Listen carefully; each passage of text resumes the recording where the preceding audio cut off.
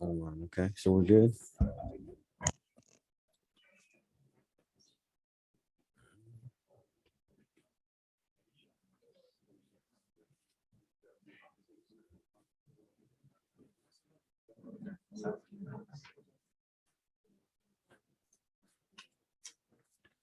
Well, good morning. It's 8 o'clock. We're going to go ahead and get started. We've got a couple members that need to present bills and get to other committees. So I'd like to welcome everybody here. At this time, Representative Barton, will you open in prayer for us this morning? Yes, sir. 18. Please bow your head. Heavenly Father, please be with us today as we work on stuff for the citizens of Georgia. Let us do good things for you. Be with us this day and the rest of the session. In your name we pray. Amen. Amen. All right, we got five bills on the agenda for this morning. We will start with House Bill 1103, and we will ask Chairman Chokus if he will present the bill and tell us why we need it and what it does and all the good stuff he's doing for Georgia. Thank you, Mr. Chairman. Appreciate this opportunity to present HB 1103 LC 432199. This measure was brought to me by the rental equipment industry. Currently, the rental equipment companies can put a line item on their billing invoices for pro rata share of ad valorem taxes on equipment weighing 5,000 pounds or more. This measure simply brings the weight threshold down to 1,500 pounds or more. That's all this legislation does. I passed out a handout that shows an invoice and how you can see it under property tax recovery. This is on equipment at 5,000 pounds or more, heavy equipment used for construction. And all we wanted to do was bring it down to 1,500 pounds. I'll explain the bill from the lines. It's on line 16 and 17, eliminates the code section 48-5-505, which refers to a cross-reference in the code. By doing that, we brought the definition into code section 40-2-167. Therefore, the only change in definition is the weight. HB 1103 moves the weight from 5,000, as I said, to 1,500 pounds or more. It also qualifies the duration of the rental agreement for periods of less than 365 days or an open-ended agreement. And that's it, Mr. Chairman. I'll be happy to answer any questions. And we do have several letters in our packet Of support. in support. So I encourage everybody to look at those as well. We do have a question, number 21. Yeah, thank you, Mr. Chairman. The question I got on back on lines 17 and 18 and lines 26, it references of heavy duty equipment, motor vehicles. What's the current law? Because it says you struck out the code section and you put in here like less than 365 days or open-ended agreement. What was the current law? Well, what we did was we took out the cross-reference so there would not be any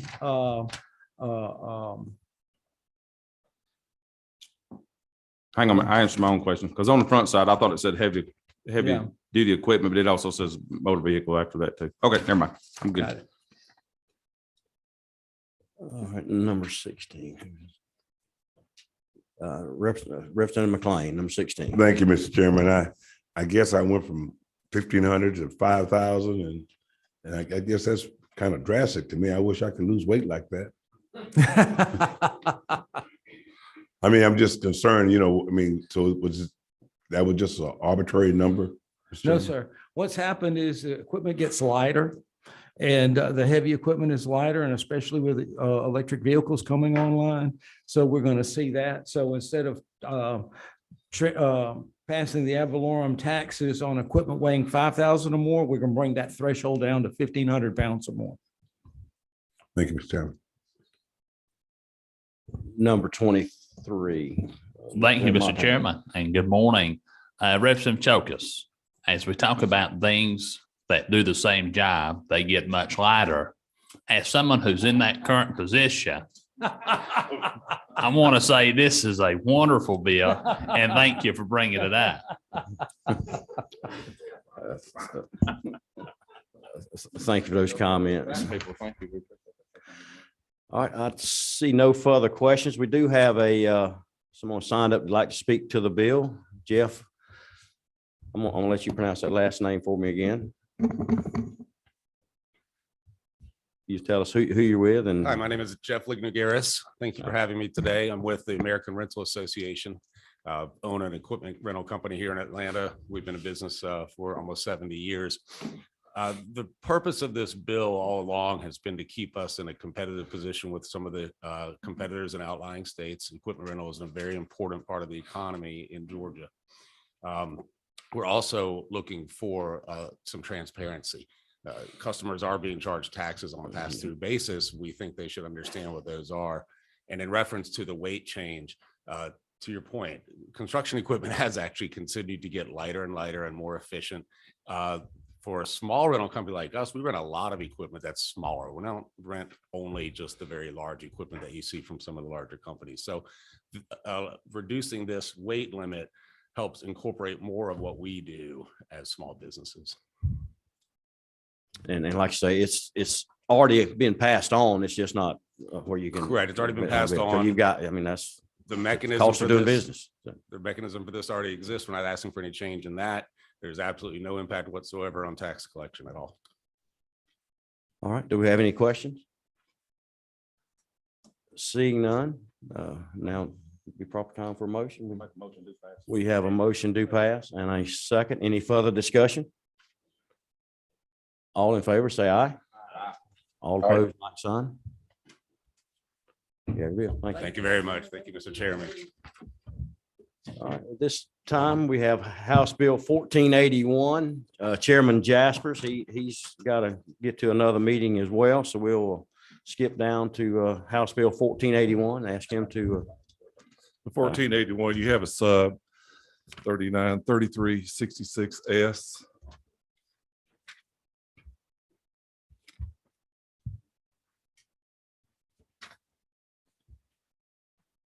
Yes. Ready? Okay.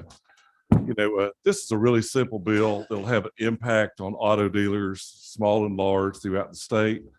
You know, and it comes from a personal issue that I had an auto dealer have. You know, this is going to be a similar story across the state. You know, due to COVID, as we all know, sales are down. Availability is down on cars. Demand is high, but there are just not a lot of cars out there to sell. And if you know how dealer tags are earned, you know, you get a master license 2 and then 1 per every 20 you've sold. What's going on here is there's smaller dealers, or even larger dealers are losing the amount of dealer tags they have due to that, just because they're not able to sell as many cars.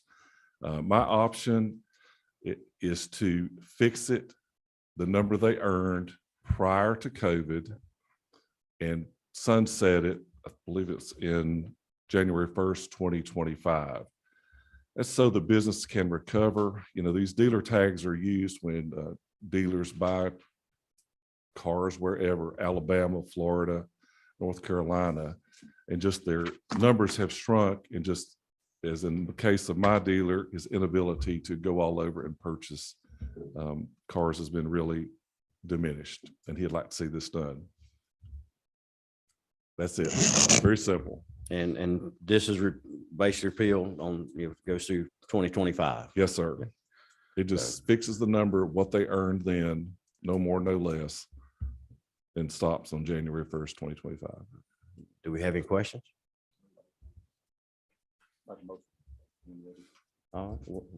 Seeing no questions, now would be the proper time. We have a motion do pass. Do we have a second? We have a motion and a second. Any further discussion? All in favor, say aye. All opposed, like sign. Thank you, Mr. Chairman. Thank you, Mr. Chairman. Thank you, committee. At this time, I'm going to ask Representative Barton if he will come and chair, and we will do 1379, a bill we've already passed out of here, but we brought it back and made some changes.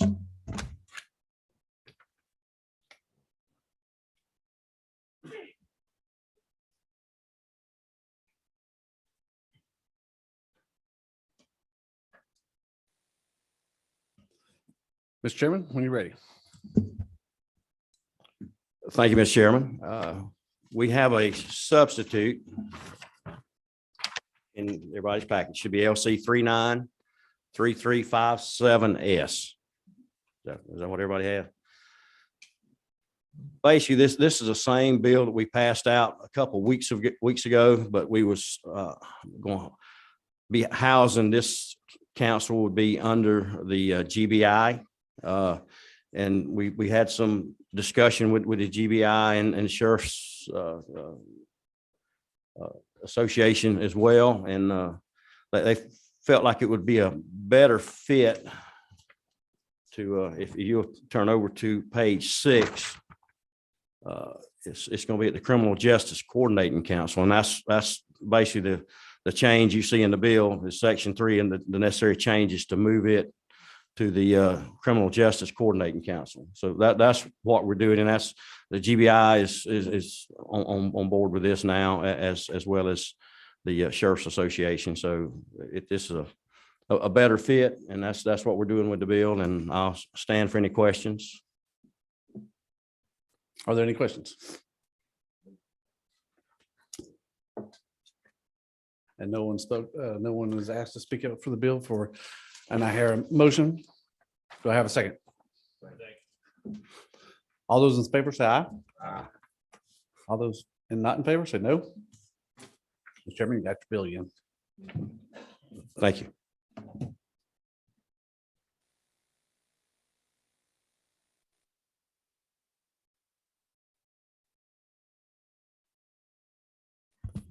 Okay, I think we might get a little more participation from the audience on these next two. So we will go to House Bill 1387. Representative Collins, Chairman Collins. Wherever you're comfortable at. Thank you, Mr. Chairman. We do have a sub to House Bill 1387. I'm working off LC 393379S. That's where everybody has. I believe that's correct. Got an opportunity to make a piece of legislation a little bit better. I think most of the members of this committee are familiar with the school bus and traffic cams in school zones. Those cameras that we all know that help our kids stay safe. So currently in statute, if you are found to be a violator of running a school bus, a stop sign, or speeding in a school zone, you are issued a civil monetary penalty. If you fail to pay that civil monetary penalty the way that I understand it, that goes with the title of the vehicle. So for instance, if you have several of these tickets and you don't pay them, and you go to trade in that vehicle, and the dealer that you make that deal with signs off and you go on your way and he goes on his way, that dealer can't transfer that title without paying that civil monetary penalty. And what we've had is we've had dealers from around the state who have had to pay these tickets in order to be able to get a title transferred to their name or their lot. It's not a really big deal right now. It is to those who has been affected by, but as time marches on, this is going to be a compounded problem. And it was brought to my attention by a dealer in my district who's very well respected in the community and has been in auto dealers, used car business for a number of years. And so upon hearing this, I reached out to some other folks, and we've got some people that would like to testify. We worked with the Department of Revenue to kind of clean up some of the language that was in the previous statute. So basically, if you look through the bill, you can see some of the changes that have been made. And one thing I want to bring up is this will go into effect July 1st of 2023. And in working with the Department of Revenue, we worked with them because they'll have to do some programming language, and it's just not as easy as allowing the change to happen. So what would happen now under this proposed legislation, you're issued the civil monetary penalty by the local jurisdiction. If the ticket is not paid, then they're sending a notice to the Department of Revenue. The Department of Revenue will send you a notice that in 30 days, if you hadn't paid this, they're going to suspend your registration on your vehicle. So this puts a little bit more bite into the offense. And again, I want to say that the people that are found guilty of this or accused of this, it's in black and white or color sometimes, that they have been guilty of this infraction of running a school bus stop sign, which we know is disastrous. And also they have been found to be in violation of violating the speed limit in a school zone, which again is also a violation. I had an attorney reach out to me a couple of weeks ago and was complaining about a school zone area. And I said, they do a real good job of hiding those flashing lights on these intersections. I mean, that is a school zone and it's clearly marked. And it's just one of those things we have to abide by. So, that's the key pieces of this piece of legislation. And again, it's to keep those dealers that are trying to work hard in their business, keeps them from having to pay this fine.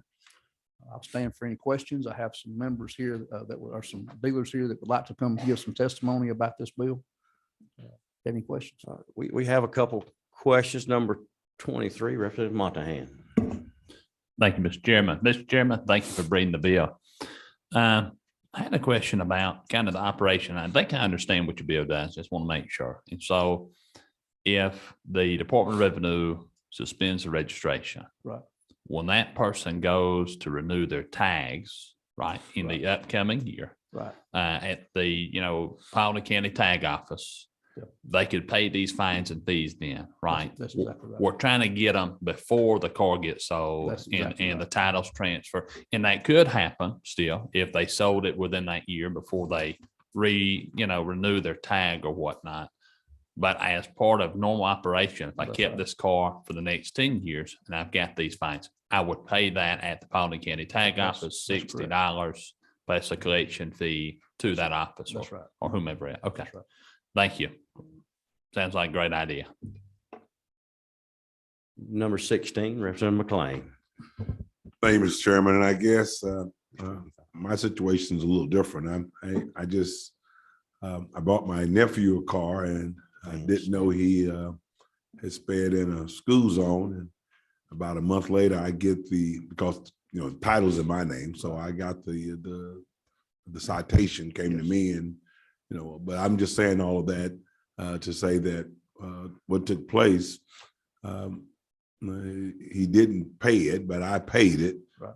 But I wasn't the one who did the site, but the car is mine. But make a long story short, but I did sell the car because he left it on the side of the road. Family is family. But what I'm saying to you is, I guess after I sold the car to someone, the person would have been, he would have been able to, he couldn't have got the title in his name until it was paid. Is that what you're saying? That's the way I understand it. Yes, sir. So is that the law now, or is that the law? That would be what the law That's would, what the law is now. Right. okay. So what would you do differently? Well, how long had it transpired since he got the citation? Well, I paid the citation. No, but when did he get the I citation? got the citation in October, And when did you sell the car? about 2 months ago. Okay, so you would receive, under my proposed legislation, you would have received a notice. Okay, You would receive the notice that there was a citation issued to that vehicle. right. Well, I received it. That's why I paid it. Right. But I was just wondering, but if I hadn't paid it, Yeah, if you hadn't have paid it and sold it, then the person that you sold it to would have had to pay that and clear it up before it could have been transferred. before it could be transferred. Yes, sir. All right. And thank you for bringing that up. That's a valid point. That way- Well, yes, it's a true story. Right. Thank you. Thank you, Mr. Chairman. I don't see any other questions. We do have a couple people signed up to speak on the measure. Jack Carter, if you come to the podium and tell us his name and who he's with. Hey, good morning. My name is Jack Carter. I'm an independent dealer in Conyers, Georgia. Been in business for about 10 years now. I think the simplest way to just sum up this issue is that the automobile doesn't commit the crime, the human does, right? So it's simple as that. I've purchased quite a few cars from auctions, and there's no way to check the status of whether or not the car committed a crime, right? So I've had to submit my money in order to transfer the title, which it just doesn't make any sense. The citation needs to follow the registered owner, and the registered owner needs to take responsibility for what happened during the time that that the car was in their name. So again, the car is not the criminal. And so the way that the legislation is now punishes the next person trying to transfer the title, which is oftentimes a dealer. How often have you had to do this? I've dealt with it about 3 times. 3 times. Yes, sir. Okay. And each time have had to pay the money. You can't go back to the person that traded in, and 9 times out of 10, you don't know who traded in. Maybe I purchased the vehicle from an auction and the person that traded it in is long gone, and whoever committed created the citation in the first place, you don't have any way to reach out to that person. And if you did, they had the opportunity to pay it and they didn't. Right. So the citation needs to follow the registered owner, not the automobile. Do we have any questions? We have one more signed up to speak to the measure. Thank you for your testimony. Yes, sir. Mr. Thank you. Carter. Paul Nichols. He waves. Okay. I think that's a smart move. Mr. Chairman, if I may just add one thing, I think there's one clarification I need to get from lead counsel that was brought up to me just prior to this hearing. Okay. If we could ask her to weigh in on that at this time. This just some cleanup language with the Department of Revenue. All right. Jenna, do you know what he's talking about? Line 79 to 82 needs to mimic lines 179 to 84, and it's basically just talking about 24-hour notice will be sent by the local government to Department of Revenue once it's paid. I just failed to put that in both sections, so I want to make sure that the department's language is in there, because that would make their life easier. And that's vitally important because So we it don't makes sense. want local governments dragging their feet once this is done. Have you got that written up or somebody? can Well, also- so the easiest thing to do is just to say, if you don't mind, 79 to 82 would be mimicked from 180 to 184, and I'll do it when I get back to the office. if Okay, it's so a we little will bit get somebody to offer that amendment. If that would be the desire, then will the committee. Okay, at this time, I think we have a motion on the bill. Do we have a second? All right, now we need to offer the amendment. We got a motion on the amendment. We have a motion and a second. So we will vote on the amendment. All in favor of the amendment, say aye. All opposed, like sign. Okay, now we will vote on the bill as amended. So we have a motion and a second. Do we have any further discussion? All in favor, say aye. All opposed, like sign. Have your bill. Thank you. Thank you, Mr. Chairman. It's a pleasure doing business with you. We ain't dead yet.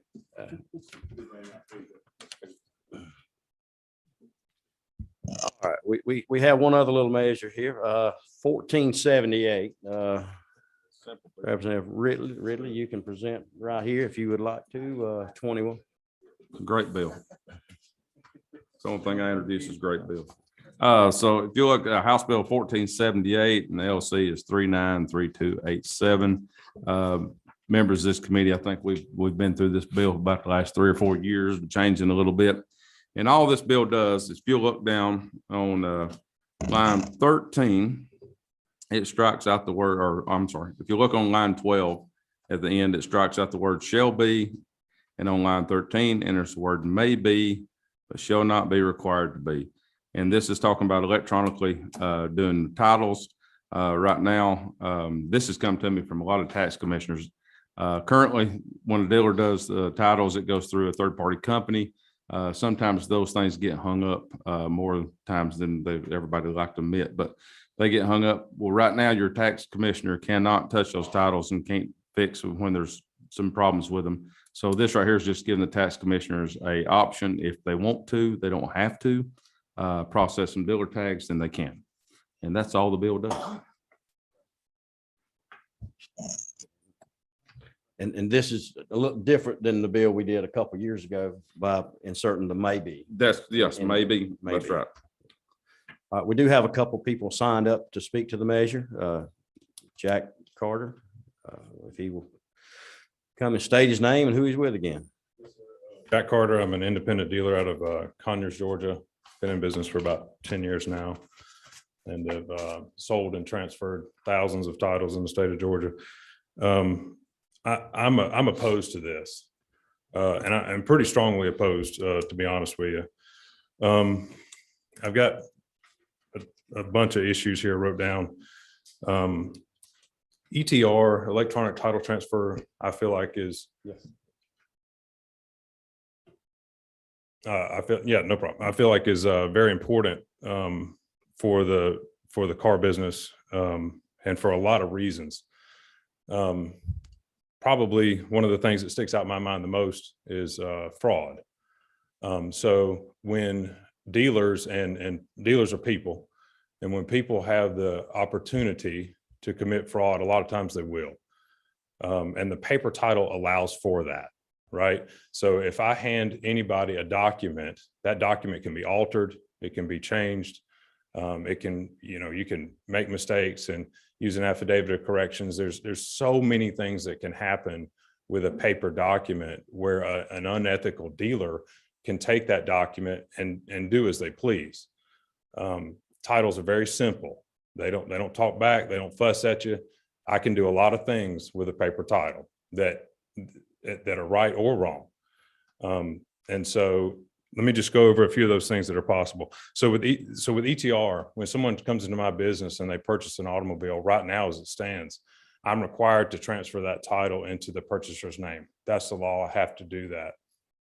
And so my office uploads the documents, scans it in, sends it to the third-party company Mr. Ridley was talking about.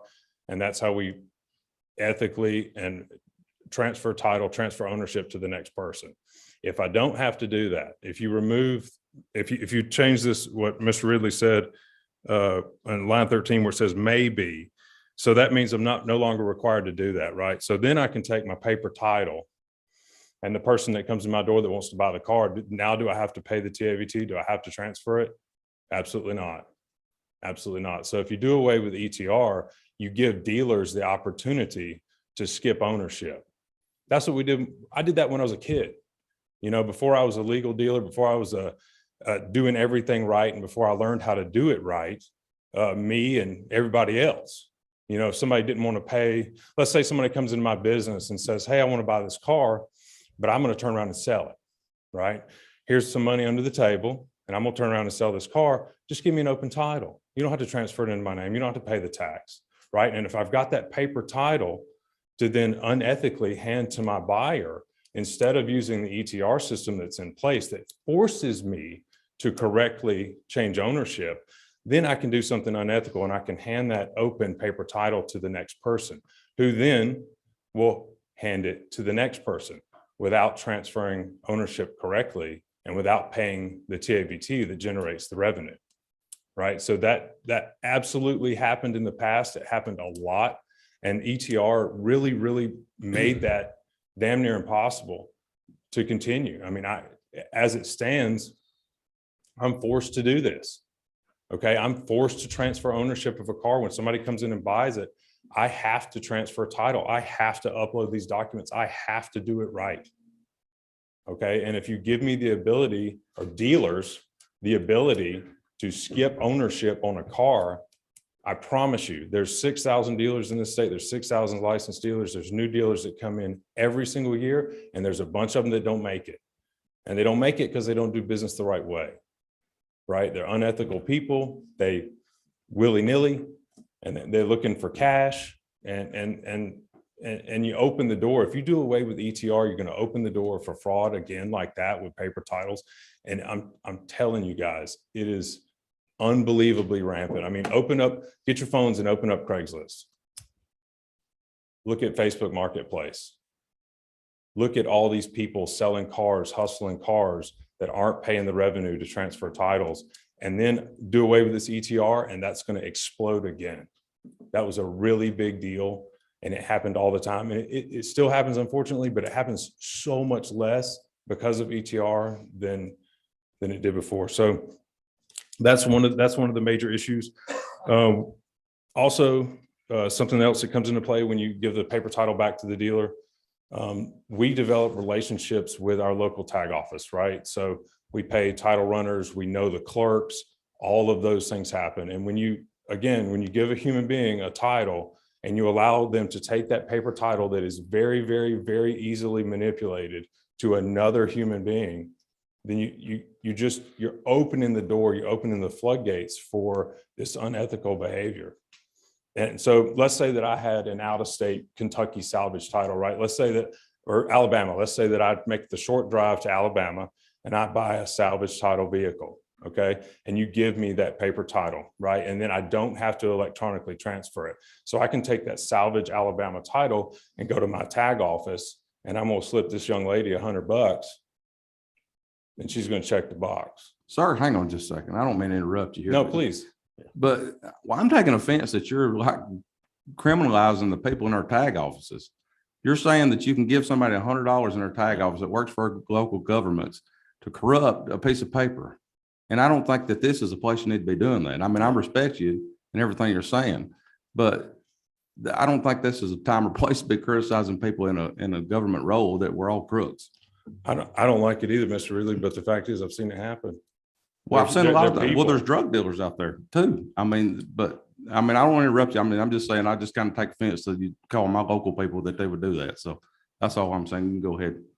Well, I don't like it either, Mr. Ridley. It doesn't sit well with me either. That's why I'm here. That's why I took my time to be here. It's unfortunate, but when you give people the opportunity and you give them a piece of paper that can easily be altered, it happens, right? And who gets hurt, Mr. Ridley? Who gets hurt? The consumers get hurt, right? The young lady that spent her last dime buying this car where a dealer has manipulated a title and they didn't get what they thought they got. That's who gets hurt, so. All right, so the skipping ownership is gonna come back. So if you do away with ETR, that's gonna happen, which is going to significantly reduce the revenue. Okay, so that's kind of the main point there, is that you're forced to transfer with ETR, you undo it, you're not forced to transfer. Okay, so another issue I have with this is tags. What we call temporary operating permits, the TOPS tags that we as dealers are able to generate.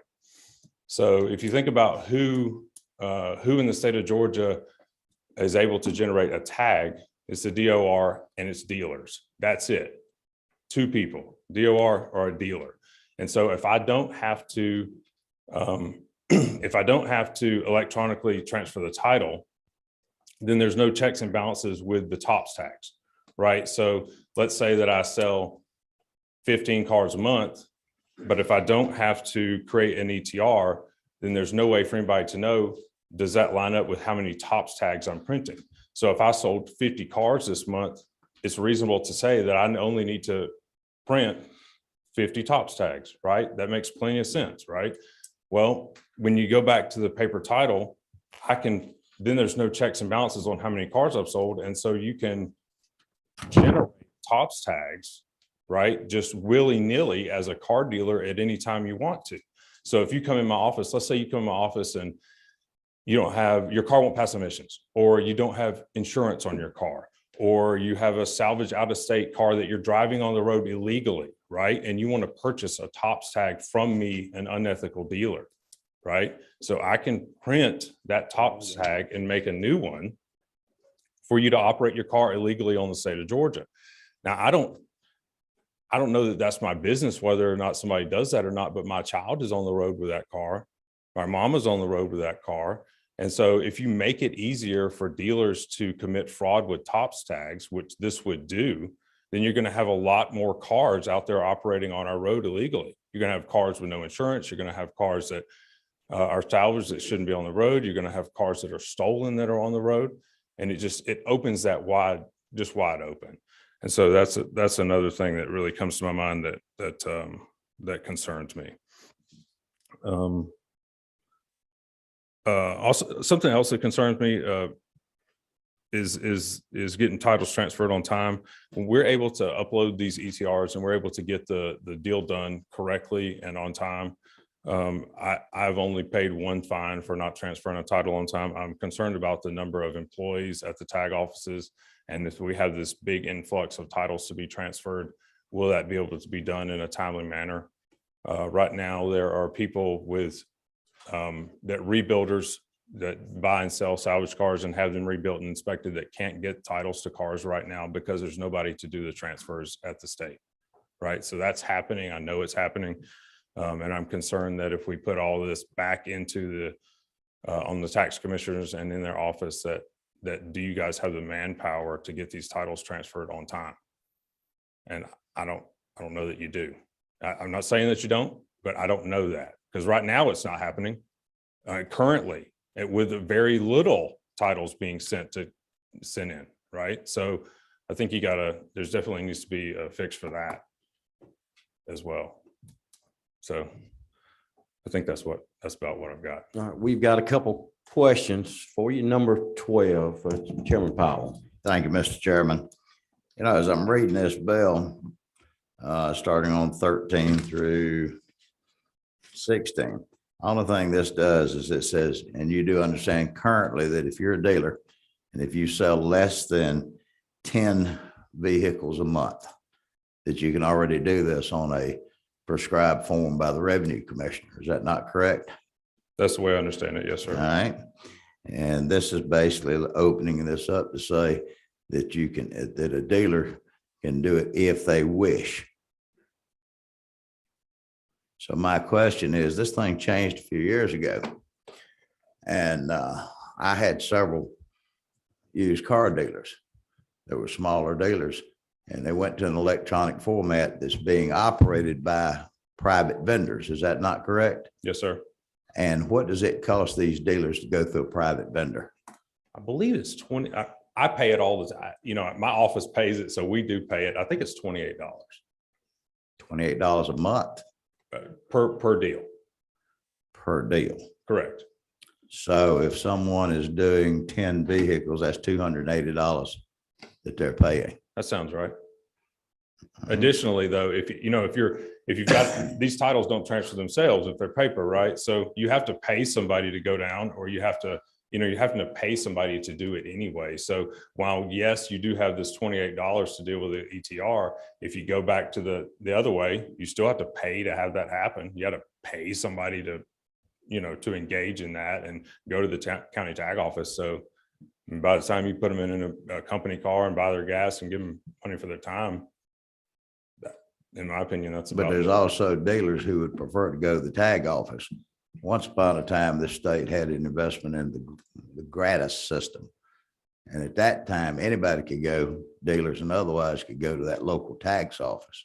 Yes, sir. And they could transfer a vehicle. Yes, sir. Now, I'm going to object a little bit and disagree with you about your presentation about people that might do things for money or erroneously or criminal intent, these tax office.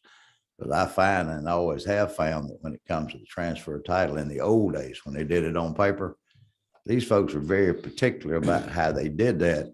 And if there was any mistakes, it always got caught by the time it went to the Revenue Department. And I don't know how that has changed, but then again, we've become such a techno-oriented society that, quite frankly, I'm not sure that it's always the best, because I've got several dealers that always and continue to tell me how much easier it was when they used to be able to go to the tax office and to transfer a vehicle. I understand exactly why you say that. And I don't think you're wrong. I think there's a lot of old school dealers. I grew up in the car business. My mother is still engaged in my dealership now. And my mother would agree with you. She would say, this is much harder.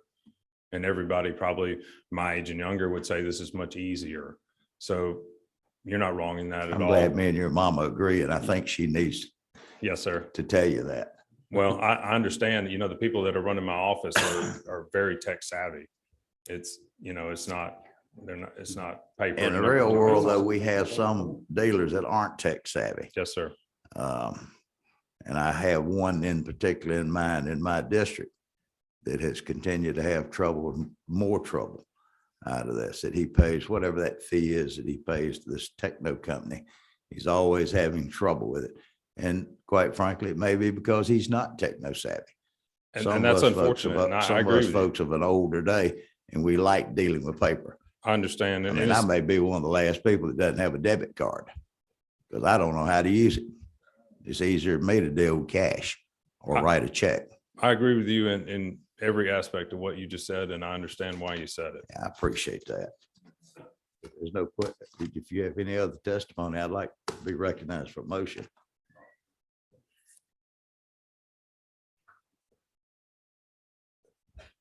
No further questions. We do have one other member signed up to speak. I'll be respectful of time, but I would like to speak. Yeah. Paul Nichols. Yes, Paul Nicholas with Friendly Auto Gallery and the Secretary of the GIDA. You know, my dealership is one block from the tag office. It'd be very easy to run over there with the papers. I get that. Being part of the GIDA and what Amy's been trying to do, we have a substantial member base. We're the largest in the country. We have almost 3,000 members, and we're constantly doing training and continuous education, and she's got a staff to handle phone calls. And so, there's a learning curve, and it's hard to change habits of dealers, but the whole purpose of going electronic was to have some accountability.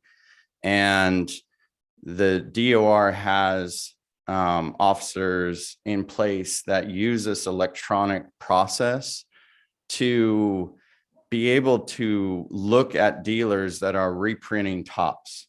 So if I sell you a car and then I have to reprint you another top because I didn't have your title ready, or because I was doing something fraudulently, or because you don't have a Georgia driver's license to be able to, for me to process your tag work, I can reprint you a top, right?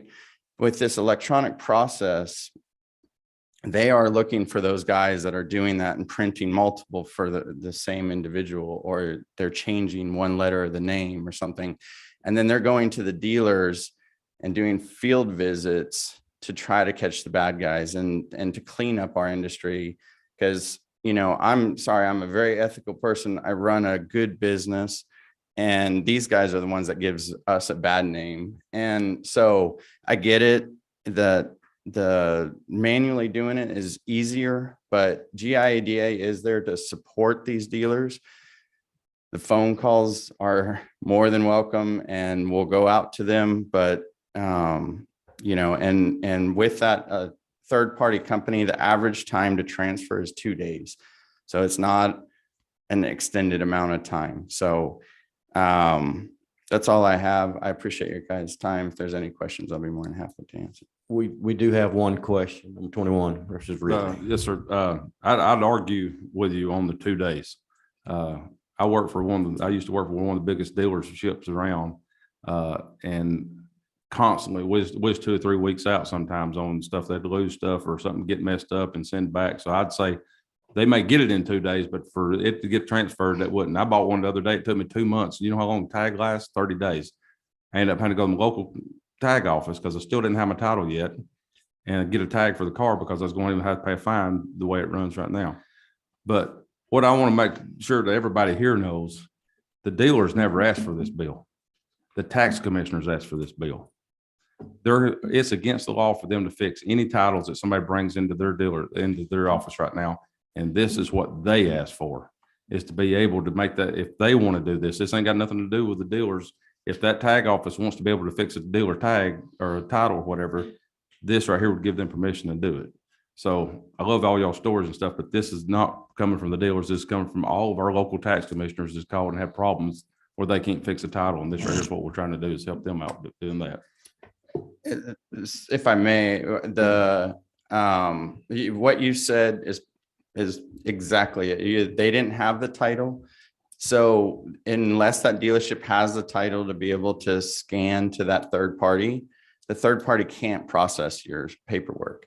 So it falls on the dealership because the dealership that sold you that car should have never sold you that car because it's illegal for a dealership to sell you a car without being in possession of that title. And that's what causes the delay. So it's not the third party company. It's the fact that that dealership didn't have the title to get it to that third party company in order to be able to transfer it. I would argue with you on that because I sat there and watched it myself at the dealership, brand new cars that we have the title on. Somebody buys it and we send it and they're calling us 2 and 3 weeks later and they've never got they still can't get the stuff for it. Know when that was. And I will agree with you that if you go back to, I don't know the exact time, but 2019 or 18, there was issues. So if that's when you were in the dealership, I would agree with you that the third parties had issues, but with all technology, it takes time to grow and to develop. But yeah, I agree with you. Thank you for your testimony. I think that's all we have signed up. At this time, I think Chairman Powell had a, Yes, I'd like to be recognized for motion. seeing no further question, now would be the time. I move that this House move this bill forward with the due pass recommendation. We have a motion. Do we have a second? We have a motion and a second. Any further discussion? Seeing none, all in favor, say aye. Aye. All opposed, like sign. No. Got 2 no's on one on. Representative Kennard was a no. Correct. Okay, bill passes. You have your bill, and having no further bills, meeting is adjourned. Thank you for coming.